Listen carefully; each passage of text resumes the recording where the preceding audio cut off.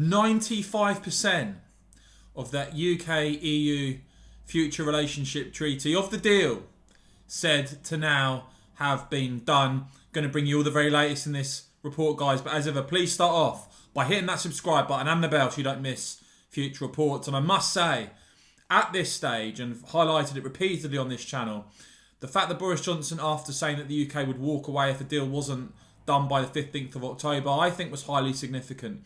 And I must say, with what we're now hearing, I'm going to go through all of this, all of the very latest in this video, I would now be surprised if the deal isn't done.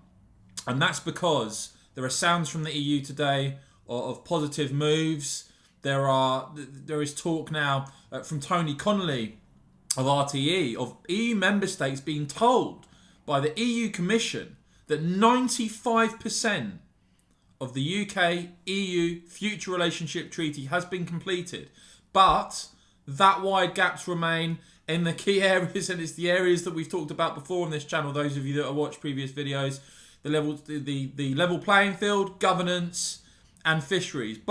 And as Tony Connolly has reported, though 95% of this is now completed, there are square brackets in key areas of the text, meaning bits that remain open that are linked to an overall deal on things like energy, road haulage, aviation, rules of origin. I'm going to go into a bit more of what's being said by the EU, but I do think the overall trajectory now is towards a deal being done. And I know lots of you are very unhappy with that. You want Boris to walk away. You want a clean break, no deal. Let me know in the comments what you're making of this. Tony Connolly also reporting that on fisheries, the EU Commission is considering a review clause which would kick in after 5 to 10 years. The aspiration would be that review clause would not just be for the quota/access arrangement, but for the whole deal.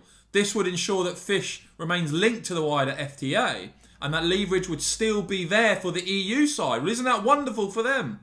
Though it's interestingly, he does say, Tony Connolly, as far as I'm aware, this is not an idea that's been formally tabled in negotiations. So you've still got ideas kicking around from the EU that haven't been tabled. Is that because they're playing for time here, stringing the UK along, and then they're going to throw a load of these suggestions in last minute, hoping that Boris Johnson caves in, basically wanting to do a deal at any cost? Let's see. Though on the level playing field, it is said that the UK is still resisting autonomous retaliation clauses when it comes to the level playing field. This whole thing, guys, is very, very dangerous, must be completely resisted and rejected. The idea is that retaliation clauses, autonomous retaliation clauses are being pushed.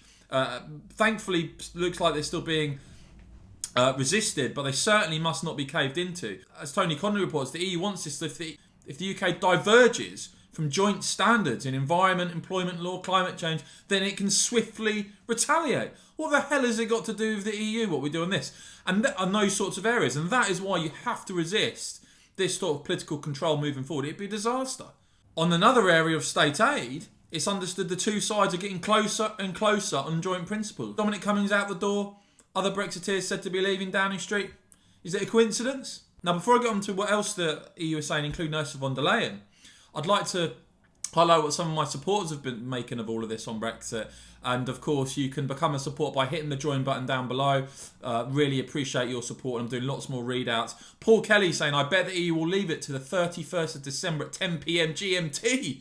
Then the deal. Chris Gray saying, Boris has changed the meaning of deadlines to meaningless. And I do think that that's highly significant, the 15th of October, the fact that negotiations apparently now set to go on into December with 95% of the deal done. Now, the Express reporting that today, EU Commission President Ursula von der Leyen making a rare intervention as EU chief declares new movement in trade talks. Ursula von der Leyen has declared movement in the Brexit trade talks after weeks of deadlock in the wrangling with Britain in an upbeat intervention. The EU Commission President said the two sides were still quite metres away from the finish line because of disagreements over fishing rights and state aid rules. But she also said that after difficult weeks with very, very slow progress, now we've seen the last days, better progress, more movement on important files. We still have, of course, the three main difficult issues: the governance, the fisheries, and the level playing field. Von der Leyen also said that progress was being made on the controversial issues of future common standards, but the row over state aid rules is holding back a major breakthrough. Now, what we do know as well, that in a private Brussels meeting this morning, EU ambassadors were told that Downing Street was blocking progress by refusing to make political decisions.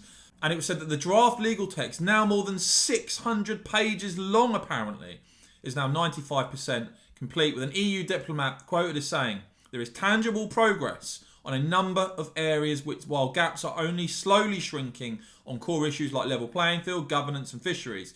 Growing concern that the negotiation process does not proceed quickly enough to ensure the ratification of a possible agreement until the end of the year deadline." Meanwhile, the Telegraph, just to show you the French position on all of this still, Macron demands Brexit trade agreement is translated into French, even if it risks accidental no deal. And I know for a lot of you on the channel, if Macron somehow did bring about no deal, you'd be cheering him from the rooftop. Macron's ambassador apparently telling the EU Commission this morning at a meeting of senior diplomats that the deal had to be translated into French before it got to MEPs for scrutiny. A French version of the deal is key for Paris to approve the deal, a diplomatic note seen by the Telegraph reveals.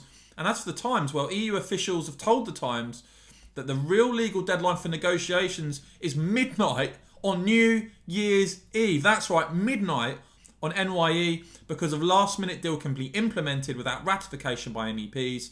They've said the EU's Council, which represents member states, can legally ignore ratification by MEPs to allow a last-minute deal to enter into force on the 1st of January. That's been reported by the Times. Now, of course, face-to-face meetings between Michel Barnier and Lord Frost have been suspended after a member of Barnier's personal team apparently attested positive for coronavirus, with Barnier tweeting, "One of the negotiators in my team has tested positive for COVID-19. And with Lord Frost, we have now decided to suspend the negotiations at our level for a short period. The teams will continue to work in full respect of guidelines."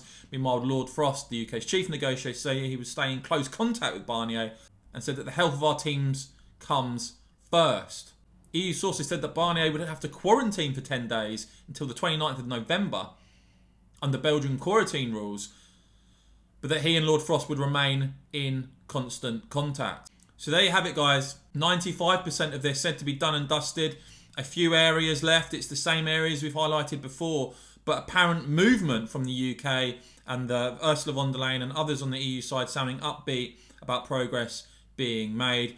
Let me know what you make of all of this. Mate, let me know if you think Boris is going to do a deal or is he going to walk away. Interested to hear what you think is going to happen in the next few weeks. And if you found this report helpful and informative, please do give it a big thumbs up. Would really appreciate that. And of course, you can become a supporter and you get the new supporter badge next to your name and some exclusive videos by hitting the join button if you want to support real news here on the West Monster channel. And of course, as ever, thank you so much for watching and have a lovely weekend. Cheers.